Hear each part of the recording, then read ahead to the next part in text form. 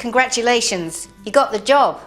Of course you're excited and you can't wait to send back your contract and start your new job or resign from your current role. But wait, before you sign your new contract, here are the top tips of what to look out for before you do.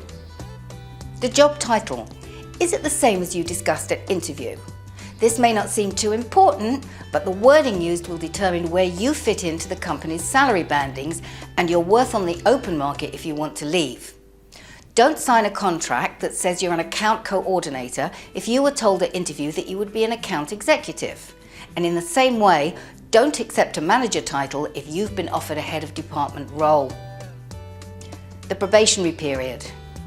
Be clear about how long your probationary period is and the amount of notice you and your employer have to give during this time. It's often much shorter than once you've passed your probation. The notice period.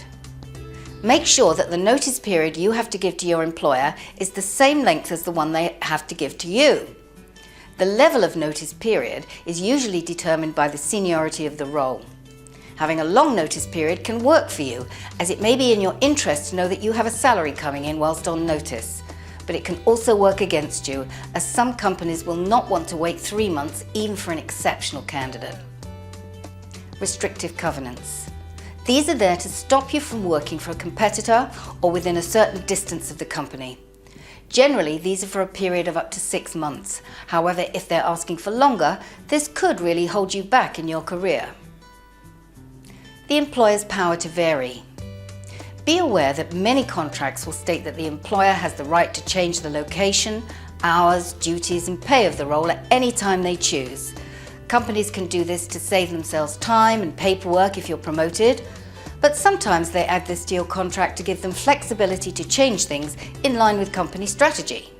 Salary and benefits. Be sure that the contract is absolutely clear about your basic salary and any benefits the company offers.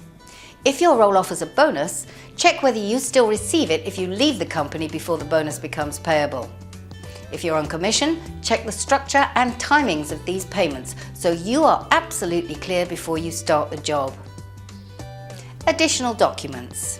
If your contract refers to an employee handbook, a bonus scheme or any HR policies you haven't yet seen, make sure you review them before you sign, as they may be enforceable under your contract. Don't be afraid to speak up if you're unhappy with anything in your contract. And if you're unsure about anything, speak to HR or to an employment lawyer. You need to decide what's important to you. Many companies will not negotiate on their standard contracts. But your contract is a legally binding document, so make sure you understand what you're signing.